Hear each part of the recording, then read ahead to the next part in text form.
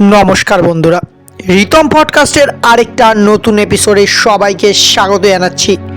আজকে তোমাদের সাথে শেয়ার করতে চলেছি পলতার একটা ভাড়া বাড়ির সত্য ভৌতিক ঘটনা। যদি তোমরা আমার ভিডিও ফেসবুক থেকে দেখো, ফলো করে নিও। ইউটিউব থেকে দেখলে সাবস্ক্রাইব করতে ভুলবে না। আর হ্যাঁ, ডিসক্রিপশনে আমার মেল আইডি দেওয়া আছে। তোমরাও তোমাদের শোনা গল্প বা তোমাদের সাথে কোনো সত্য ঘটনা ঘটে থাকলে অবশ্যই মেল করতে পারো। তো চলো আজকের গল্পটা শুরু করা যাক। আজকের গল্পটা আমাকে মেল করে পাঠিয়েছেন সৌরভ দেবনাথ দাদা, পলতা থেকে। দাদা যেভাবে গল্পটা মেল করেছে তোমাদের সামনে ঠিক সেইভাবে তুলে ধরার চেষ্টা করছি। আমার নাম সৌরভ দেবনাথ, আমার বাড়ি পলতায়। আজকে যে ঘটনাটা তোমাদের সাথে শেয়ার করতে চলেছি সেটা আমার জীবনে ঘটে যাওয়া একটা আশ্চর্য আর মারাত্মক ঘটনা। ঘটনাটা আমার জীবনে ঘটে 2023 সালে। প্রথমে বলি, 2022-এর ফেব্রুয়ারি মাসে আমি বিয়ে করি। বিয়ের পর আমরা প্রথমত বলি, আমি কলেজ থেকে একটা মেয়েকে খুব ভালোবাসতাম, তাকেই বিয়ে করি। বিয়ে করার পর আমার বাড়ির লোক প্রথমে একটু অসুবিধা জানায়, তারপর মেনে নেয়। আমাদের খুব ভালো চলছিল। কিন্তু 2023 পড়ার ঠিক 5 দিন আগে আমার সাথে একটা মারাত্মক ঘটনা ঘটে। আমার স্ত্রী আর মায়ের মধ্যে প্রচণ্ড অশান্তি লাগতে থাকে। আমরা ঠিক করি আমরা আর একসাথে থাকবো না, আমরা আলাদা একটা ভাড়া বাড়ি নিয়ে সেখানে শিফট হয়ে যাব। 2023-এর জানুয়ারি মাস, 1 জানুয়ারি আমরা একটা বাড়িতে শিফট হই। কিন্তু ফেব্রুয়ারি মাস পড়তে না পড়তেই বাড়িটাতে অনেক প্রবলেম দেখা যায়, জলের প্রবলেম, নানান রকম। তো আমরা ঠিক করি এই বাড়িটাও ছেড়ে অন্য একটা ভাড়া বাড়ি নেব। অনেক খুঁজতে খুঁজতে আমরা একটা বাড়ি পাই। বাড়িটার বর্ণনা আগে দিয়ে দিই। একটা মাঠের ওখানে বাড়ি, আমি জায়গাটার নাম উল্লেখ করছি না। টোটো স্ট্যান্ডের পাশ দিয়ে একটা সরু গলি। গলিটা যেখানে ধাক্কা খাচ্ছে সেখানটা জঙ্গল, বড় বড় তাল গাছ। আর যে ঘরটা ভাড়া নিচ্ছি সেখানে 3টে রুম। প্রথম যে রুমটা আছে ওইটাতে একটা বয়স্ক মহিলা আর তার হাজব্যান্ড থাকে। মাঝখানের ঘরটা আমরা ভাড়া নেব বলেছিলাম। আর থার্ড যে রুমটা রয়েছে সেখানে একটা মানে ওই 40-45 ইয়ার্সের একটা লোক থাকে, যে নাইট শিফট করে, মানে ডেতে আসে আবার রাতে বেরিয়ে যায়। তো আমরা ভাড়ার ব্যাপারে কথা বললাম। আর সবথেকে আশ্চর্য জিনিস যেটা, ওই এলাকায় সামনেই টোটো স্ট্যান্ড, ভাড়া তোমার হচ্ছে মাত্র 2000 টাকা, স্বামী স্ত্রী নিয়ে, আবার সেপারেট বাথরুম। তো আমি ঠিক করলাম যে ঠিক আছে চলো, এত কম বলছে নিয়ে নিই। আমি একটা প্রাইভেট ফার্মে চাকরি করতাম, আমার ওয়াইফ হাউস ওয়াইফ। তো নতুন নতুন বিয়ে করেছি, রুমটা নিয়ে নিলাম। রুমটা নেওয়ার প্রথম 1 সপ্তাহ না, সত্যি বলতে কোনো অসুবিধা হয়নি। তারপর থেকে আমাদের লাইফে কিছু এমন জিনিস ঘটতে থাকলো যেটা হয়তো আমি কেউ একটা না ফিল করলে সেটা বুঝবে না। মানে 1 সপ্তাহ পর থেকে আমার ওয়াইফ আমাকে খালি বলতো আমার ওয়াইফ নাকি একটা বাচ্চা মেয়ের গলা পায় বাড়ির পেছন থেকে। আমি ওকে অনেকবার বলেছিলাম যে দেখো, পেছনে তো জঙ্গল আর আমাদের সামনেও তো বাড়ি আছে, হয়তো ওই বাড়ির বাচ্চারা খেলে, ক্যাজুয়ালি নিয়েছিলাম। জিনিসটা দিন দিন বাড়তে থাকে। আমার ওয়াইফ আমায় বলতে থাকে ও নাকি কোনো মেয়ে ছেলের কান্নার আওয়াজ পায়। এমনকি রাতে আমিও মাঝে সাঝে একটা মেয়েলি কণ্ঠের আওয়াজ পাই, আর একটা বয়স্ক লোকের কাশির আওয়াজ, ঠিক এরকম। তো তারপর জিনিসটা আরও বাড়তে থাকে। মোটামুটি ফেব্রুয়ারি মাস পড়ে গেছে, আমার ওয়াইফের সাথে আমার সম্পর্কটা খারাপ হতে থাকে, আমাদের মধ্যে ঝগড়াঝাটি হতে থাকে। তারপরে যে জিনিসটা হলো আরও খারাপ, আমার চাকরিটা একটা কারণে চলে যায়। আমাদের সংসারে মনে হচ্ছিল কারো একটা কুনজর পড়ে গেছে। আমার শরীর একদিন পরপরই খারাপ হতে লাগলো, প্রচণ্ড জ্বর, জানি না কেন। তো এবার যে ঘটনাটা বলছি সেটা তোমার হচ্ছে ফেব্রুয়ারি শেষ হয়ে গেছে, ওই মার্চের 12 তারিখ আমার ওয়াইফের ভাইয়ের মেয়ের বার্থডে, মানে আমার শালার মেয়ের বার্থডে।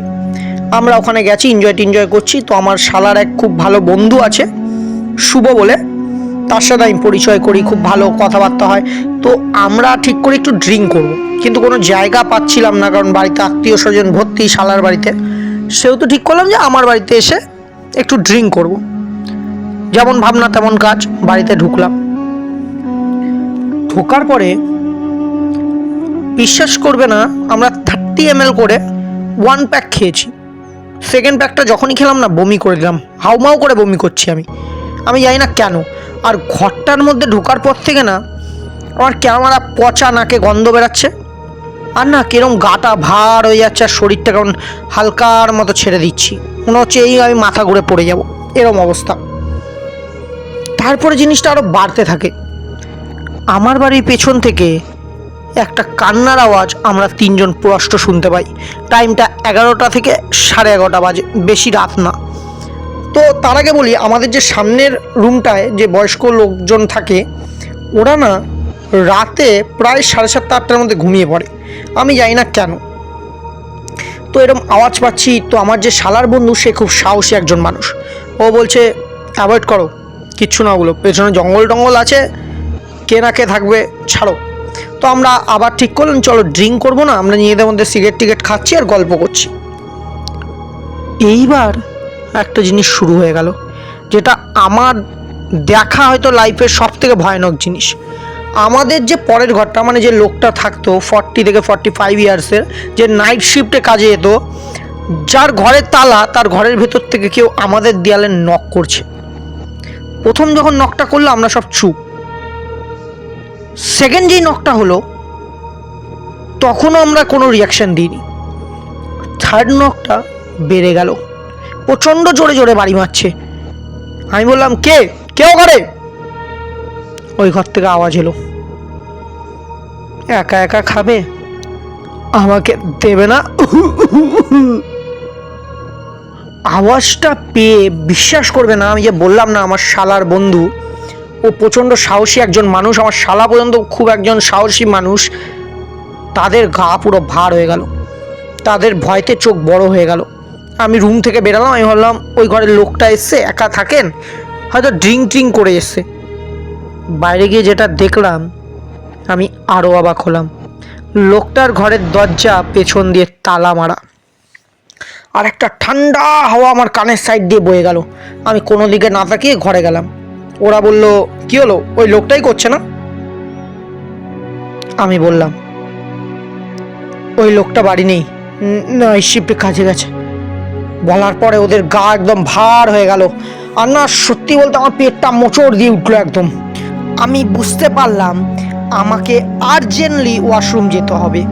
তার আগে আমার যে শালার বন্ধু, সে একটা সিগারেট ধরিয়ে উঠে বলল, কেউ কোথাও নেই, এগুলো সব কেউ একটা ইয়ার্কি মারছে, আমি কারো ক্ষতি করিনি, তাই কেউ আমারও ক্ষতি করবে না, আমি কাউকে ভয় পাই না, আমার হাতে আগুন রয়েছে। বলার সঙ্গে সঙ্গে না, বিশ্বাস করবে না, আমাদের জানলা খোলা ছিল না, একটা ঝোড়ো হাওয়া কোথা থেকে এলো, জানলাটা খুলে গেল, ওর হাত থেকে সিগারেটটা একদম নিচে পড়ে গেল। ওইটা দেখে আমি প্রচণ্ড ভয় পেয়ে গেলাম, কিন্তু আমার পেট নিয়ে আমাকে ওয়াশরুম যেতেই হবে। আমি ওদের বললাম তোমরা 2 মিনিট দাঁড়াও, আমরা বেরিয়ে যাবো, আমি খালি একবার ওয়াশরুম থেকে আসি। ওরা বললো ঠিক আছে তুমি যাও। আমি ওয়াশরুম থেকে গেলাম। তারপর একটা আমার শালার মুখ দিয়ে শোনা, আমার শালা আর ওর বন্ধু বসে রয়েছে, ওরা নিজেদের মধ্যে ফোন দেখছে, রিল দেখছে, স্ক্রল করছে ওটা, কিন্তু ওদের কিন্তু রিলে মন নেই, ওদের বুকের ভেতর কি হচ্ছে সেটা ওরাই জানে। হঠাৎ করে ওরা দেখলো আমাদের যে রান্নাঘর আর ঘরটার মাঝখানে আমি একটা কাপড় দিয়ে পর্দা টানিয়ে রেখেছিলাম, পর্দাটা মাঝ বরাবর ছিঁড়ে গেল। ওরা দেখে প্রচণ্ড ভয় পেয়ে দুজনে একদম বাইরে দৌড়ে গেল। মানে ওরা এরকম ভয় পেয়েছে, ওরা বাথরুম করে নিজেদের গায়ে ছেটাচ্ছে। আমি বাথরুম থেকে বেরিয়ে যখন দেখলাম ওরা নেই, আর ঘরটা না কিরকম একটা ঠান্ডা হয়ে গেছে, মনে হচ্ছে ঘরের মধ্যে কেউ একটা রয়েছে। মানে তুমি যখন একা থাকবে না, তোমার সাথে কেউ থাকলে বা চলাফেরা করলে তুমি বুঝতে পারবে, ঠিক ওরম ফিল করলাম। আমি ওদের ডাকতেই ওরা বাইরে থেকে সাড়া দিল যে ওরা বাইরে রয়েছে। আমি ওদের ফোন টোন নিয়ে, মানে একদম ফোন টোন ছেড়ে পালিয়ে গেছে, আমি ফোন টোন নিয়ে ওদের সাথে বাইরে গেলাম, গিয়ে এনজয় করে পরের দিন বাড়ি ফিরলাম।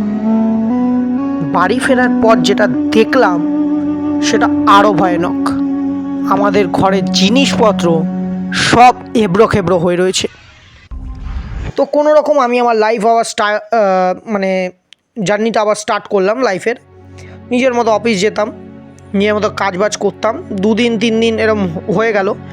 তার মাঝখানে আমার সাথে ওয়াইফের কিছু কিছু ছোটো ছোটো কারণে খুব ঝগড়া হতে লাগলো। একদিন ঠিক শনিবার দিনটা আমি বাড়ি ফিরলাম, ঘরের লাইট পুরো অফ, অন্ধকার, আমি দেখতে পাচ্ছি বাইরে থেকে। আমি দরজাটা খুলে ঘরের মধ্যে ঢুকলাম, পুরো লাইট অফ।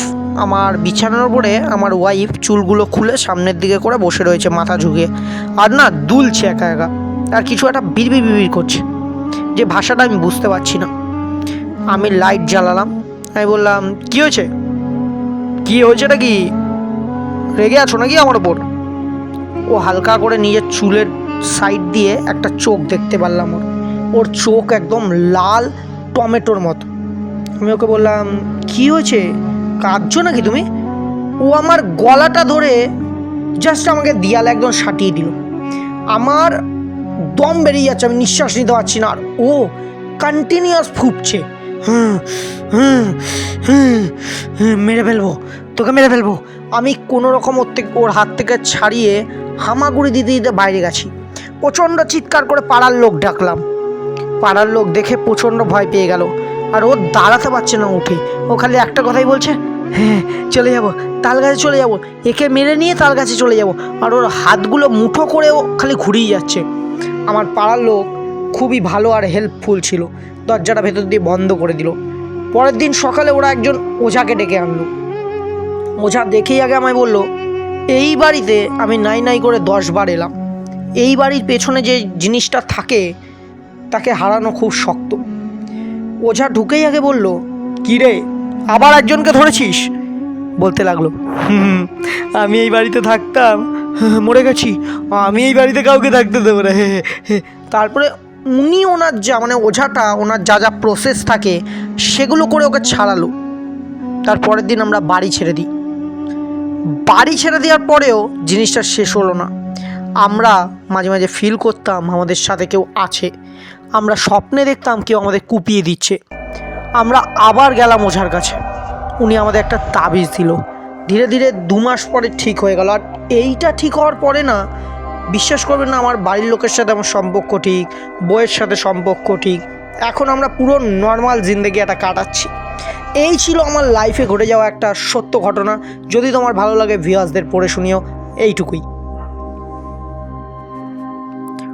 আজকে একটা কিছু নতুন শুনলাম, গল্পটা আমার খুব ভালো লেগেছে তাই পড়ে শোনালাম। যদি তোমাদেরও ভালো লেগে থাকে শেয়ার করে তোমার বন্ধুদেরও ভয় পাওয়ার সুযোগ করে দিও, লাইক শেয়ার সাবস্ক্রাইব করে দিও, আর কমেন্টে জানিও গল্পটা কেরম লাগলো। আজকের জন্য এইটুকু, আবার নিয়ে আসবো নতুন কোনো গল্পের সাথে, আবার ফিরে আসবো নতুনভাবে ভয় দেখাতে। আজকের জন্য টাটা।